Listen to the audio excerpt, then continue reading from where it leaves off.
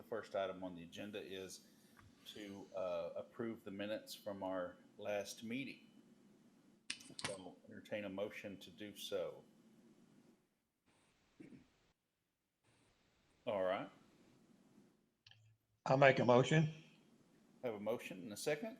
I'll second it. All This right. is Shirley. And all in favor of approving the minutes from our last meeting, signify by saying aye. Aye. Any opposed? Okay, very good. And with that, we'll move on to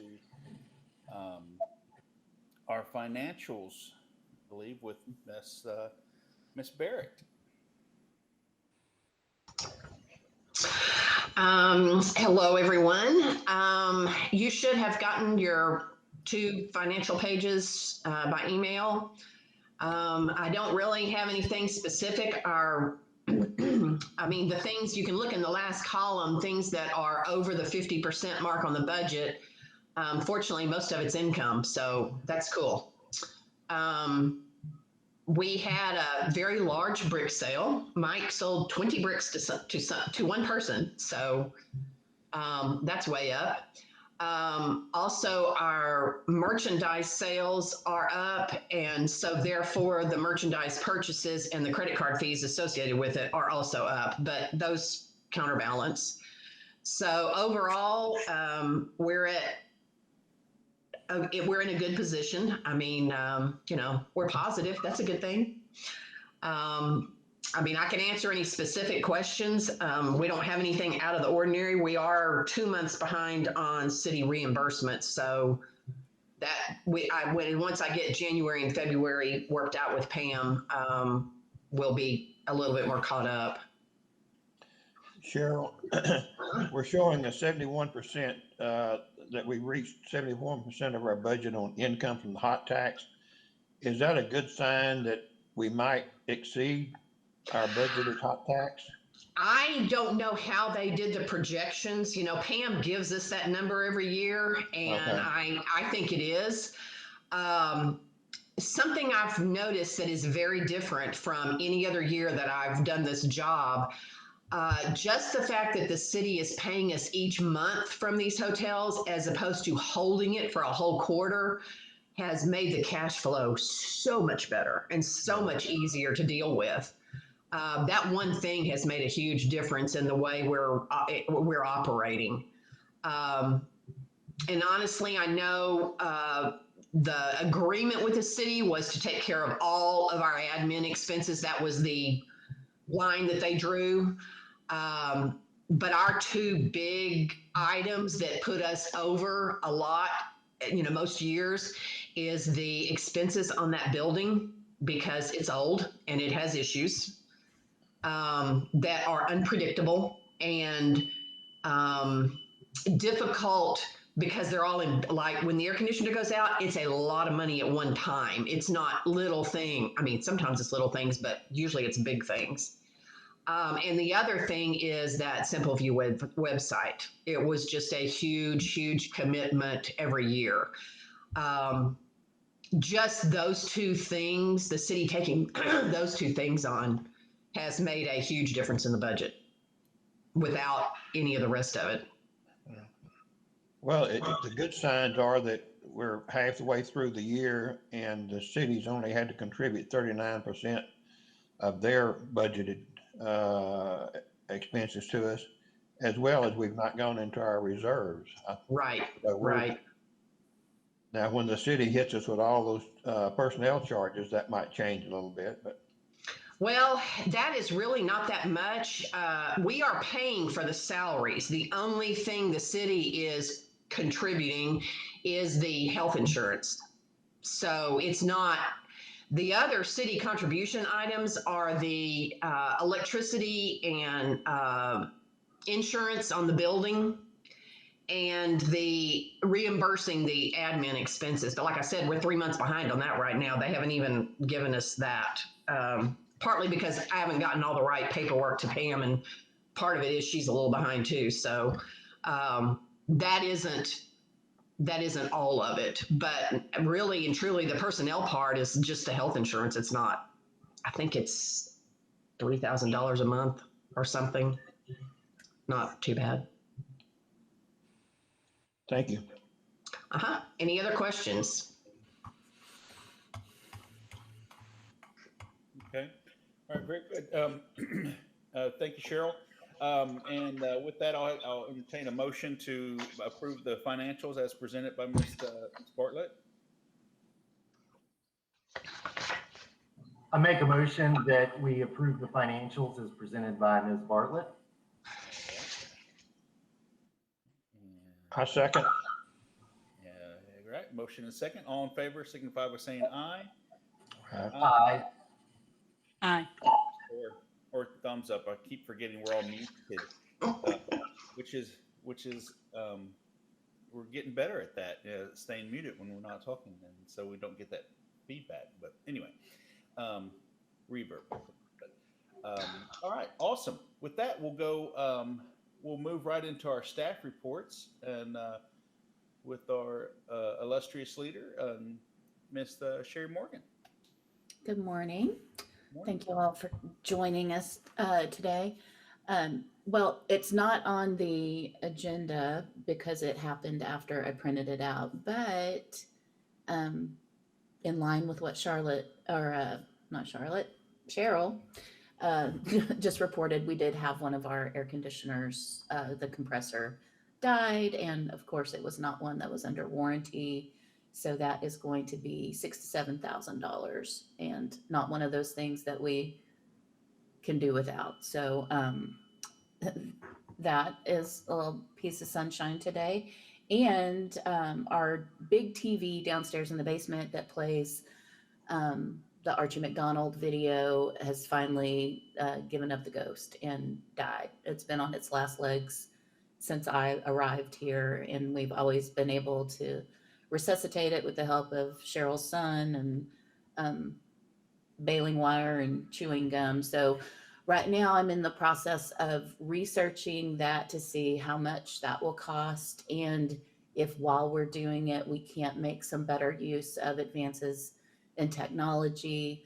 Right now we have that one DVD that we can play, and just, TVs these days are more affordable for sure, but they also allow for us to transfer some of that stuff digitally and use, a USB connection on the back of the TV or HDMI or something like that. So when I know better how much that is going to cost, we can look into that. But that is something that our visitors really enjoy.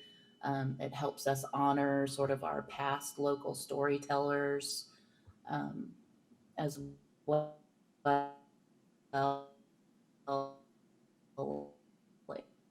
And it's a good vehicle toward possibly having some video content to that would let the visitors choose what they want to listen, if they want to listen to all of our offerings. But I think there's some potential there that we can explore and see if we have to make a small investment to get us back up and running.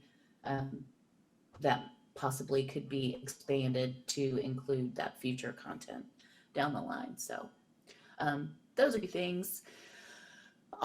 Moving back to the agenda for my staff report, board check-ins. Mario Canizares, our new city manager, has expressed that he would like a more active relationship between you and I. So I'm going to be doing some board check-ins with you. We'll start off by email, just because that is a little easier than most, for most of us. And then as we move along, that might progress into, in-person one-on-ones. But certainly you don't have to wait for one of those times to reach out. I feel like we have a very open relationship. I don't have any doubt that if I need y'all, I can reach you, and I get to see Dr. Jack and Damon most every Wednesday. But I look forward to communicating more often with you and getting more of providing or creating more opportunities for y'all to give us more feedback or give me more feedback on the direction that you see the CVB going in. And then lastly, special event permitting transition. The press release went out week before last that Visit Nacogdoches is now the tip of the spear in the special event permitting process. Joanna and Ashley have been working extraordinarily hard, not just learning a system, but taking a broken system and investing the time in it to make it something that works for all city departments. And they have just done a tremendous job. So we're really excited to have that under our umbrella. And as we discussed in our last meeting, it really does allow us to just have information, and that information is has such a high value to us about what's happening and when it is happening when it comes to events in Nacogdoches. So big kudos to Joanna and Ashley for all the work that they have put into that. And that concludes my report. Excellent. All right. Very good. And let's see, Miss Ashley Morgan, what do you have for us? Oh, you're switching it up on me today. I was like waiting for Joanna's report. I'm sorry. I apologize. No, let me keep in proper order. Okay. I'm going to have to get glasses. That's all there is to it. Miss Temple, Miss Joanna Temple. I wanted to save you for last, but we'll go ahead and we'll Oh, yeah, that's so go ahead. sweet. Thank you. Good morning, everybody. Hope you're doing well. It has been a busy time, but I think for all sakes, a great time because we are opening back up. We are, as Sherry mentioned, the tip of the event, so it allows myself to kind of get immersed in the process, and then Ashley gives her tons of content. So we're really excited about that. We did have a group here this last weekend that stayed and had their convention at the Fredonia. It was the Texas Emergency Nurses. They had a sponsor come in from Houston. It's also out of San Antonio. And then we had travelers as far as San Angelo. We hosted a party at our location. They had a fabulous time. They danced, they boogied all the way over to Bonita Creek Hall that evening, and many of them stayed for the wine swirl this past weekend. So that was a very fun group, but it was really nice to have professionals coming in from our neighboring markets and, you know, doing what we do best and showing off our assets. That could have gone a different direction.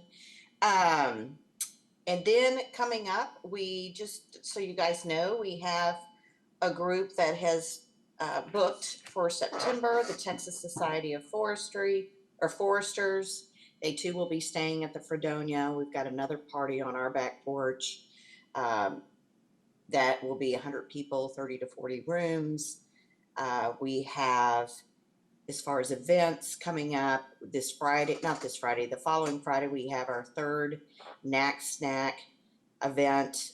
It is going to probably be our biggest one. We've kind of co-opt with the Old Stone Fort bike ride. We're going to have the packet pickup during that event so we can show off again what we are getting known for, and that's just to have a good time. And we'll have these folks from out of town coming in to share some of that.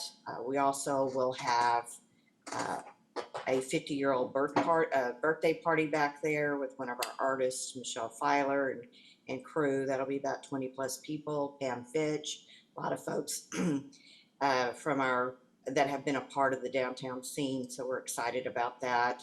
May 1st, I'll let Ashley handle, but May 7th and 8th, we have our Sail on the Trail. This will be the 13th year.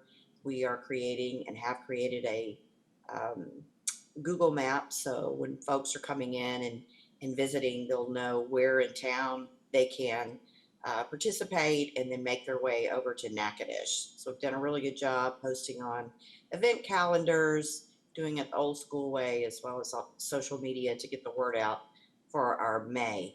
I'm excited. This May and June, even the entire summer, looks so fabulous as far as what we have our hands on promoting Nacogdoches for the summer.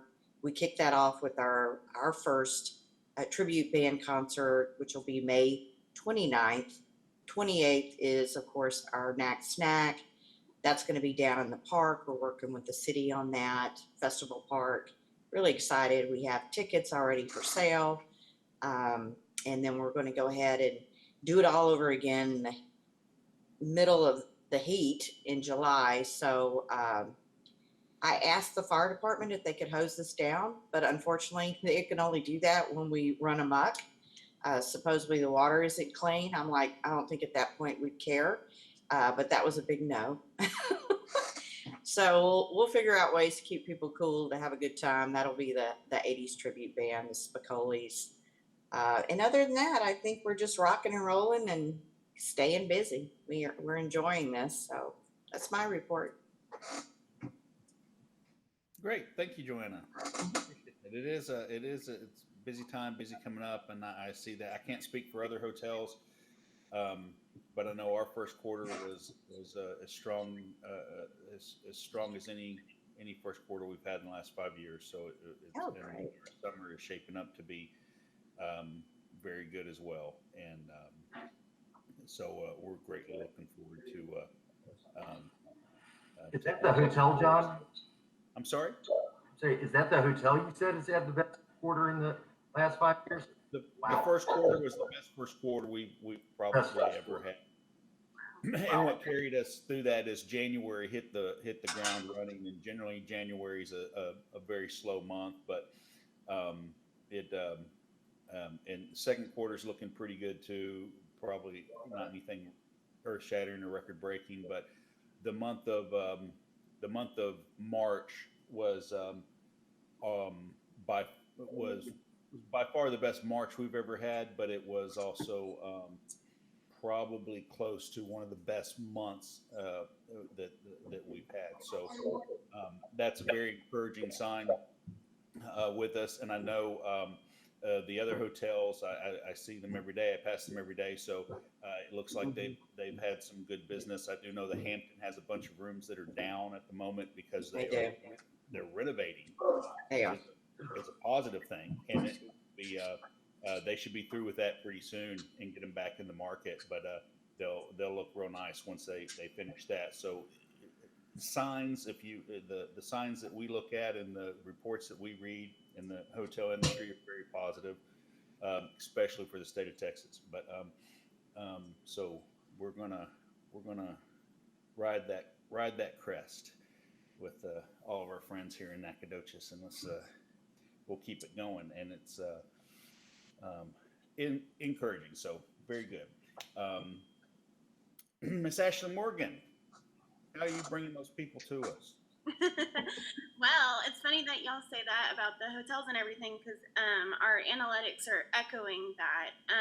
In March, 6,351 people found us on Google, and that also translated to our app. We had 61 total users, 16 new downloads, 67 total sessions.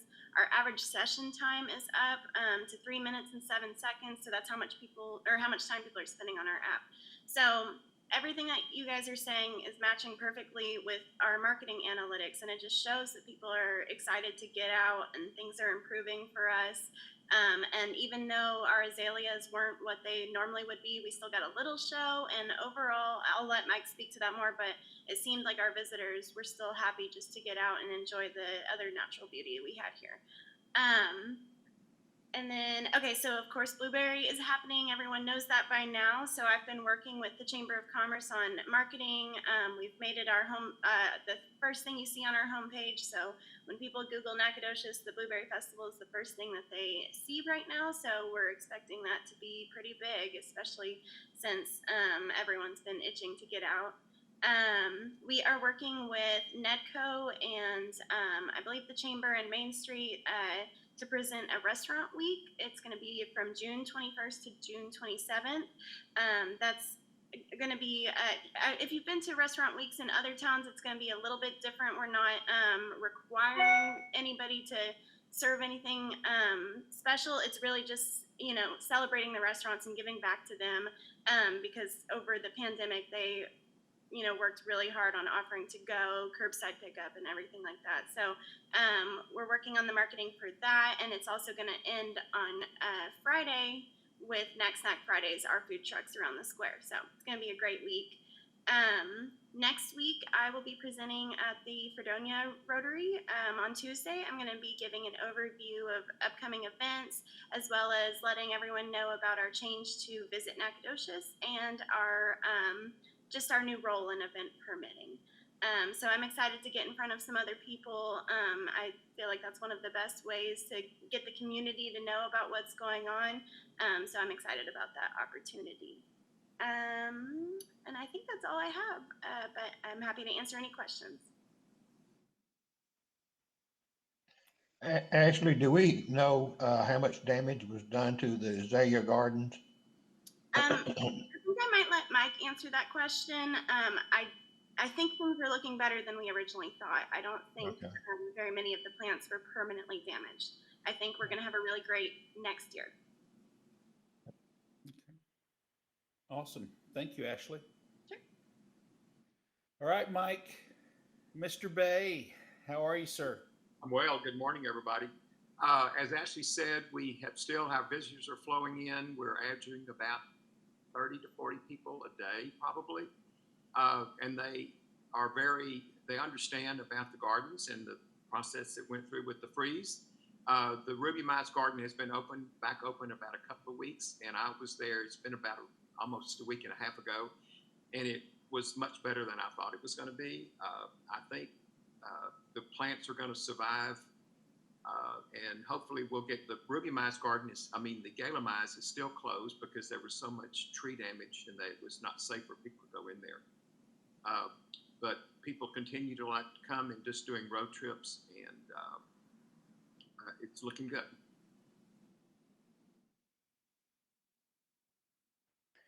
Great. Thank you, Mike.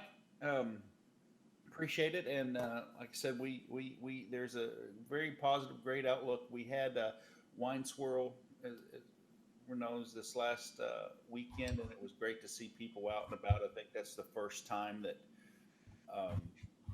we gathered in that way, but it was still done very well. We didn't oversell tickets or crowd people very much. It was very spread out. It was nice, but it's looking forward to the Blueberry Festival, and I think people are eager to get together. And as we get further down the road with vaccinations, I think that will increase. So we'll take all the visitors and we'll keep them as safe as possible and keep them coming back for years to come. So it is encouraging after the year that we've had in this industry. So looking forward to great things in the future. Okay. And does anyone have anything else? I wanted to say, in the minutes, it reflects that Dr. Jack asked a question in our last meeting about when we'll return to in-person meetings. And I talked to Mario. We are good to go back to in-person meetings whenever we want to. We had moved before the pandemic began to having our meetings in council chambers because it was easier to record. They have the system already set up. But because of the pandemic, council chambers has been modified with plexiglass partitions, and it's really only set up for 3 people to be up on the dais, and then 2 people remote in. And of course, we have a 7-person board. So staff suggestion is for us to stay virtual for one more meeting at least, while I work with IT to scope out some different alternatives that could accommodate the size of our board and still allow us to record our meetings for broadcast. Okay. All right.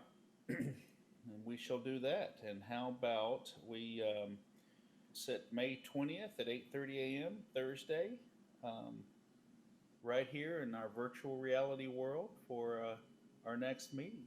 And so with that, I will call this meeting to adjourn. Have a wonderful day, everyone.